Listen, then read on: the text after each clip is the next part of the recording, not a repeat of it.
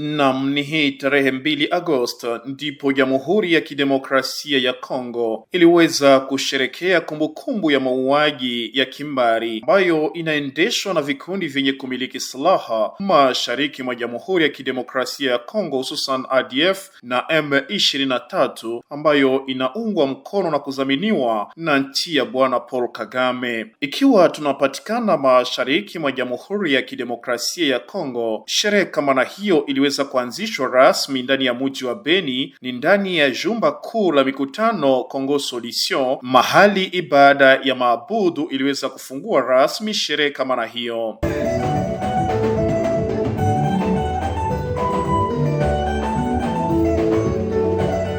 Na ni ndani ya ibada kama na hiyo kabisa ndipo wahanga wa mauaji ya kimbari kama na hiyo waliweza kueleza maisha walioishi ni kama cha motema kuni waliopata wana wa Israeli huko jangwani. Mpaka leo tena wamekuya wametupiga ndani ya makambi, tumerudia tumekuja kuwa wakimbizi, tuko hapa tena tunateseka.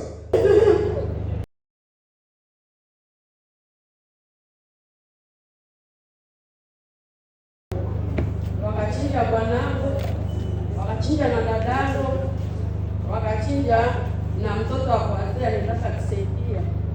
Kwa upande wake liwali makamu wa jimbo la Kivu ya Kaskazini ikiwa ni Kamisa Louis Ego Karawa, serikali haitabaki kimya ila itaendelea kutoa sauti juu ili waliofanya vitendo kama na hivyo waweze kupata adhabu.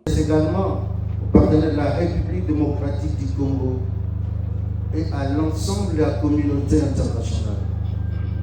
Maintenant que nous savons ce qui s'est passé et ce qui continue malheureusement de se produire dans certaines parties de notre territoire, que faisons-nous de cette connaissance?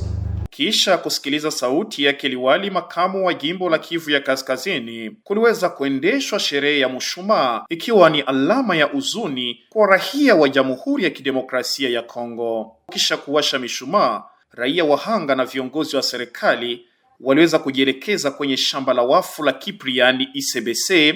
Huko waliweza kupokelewa na kiongozi wa usultani Baba Kombe Bakondo.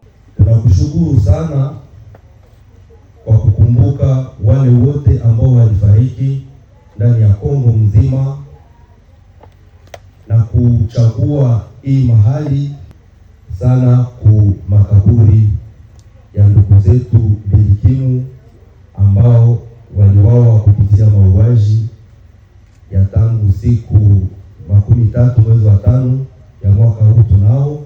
Ndugu mtazamaji, kwa kuweza kutoa heshima kwa raia waliofariki kupitia mauaji ya kimbari, liwali makamu wa jimbo la Kivu ya Kaskazini na viongozi wa serikali waliokuwa pamoja naye waliweza kutoa shada la maua kwenye kaburi la mbilikimu waliofariki, mkiwemo hata msanii mkuu Mangese ambaye aliweza kuaga dunia kupitia mauaji ya waasi wa ADF siku zilizopita eneo za Beni, mashariki mwa Jamhuri ya Kidemokrasia ya Kongo.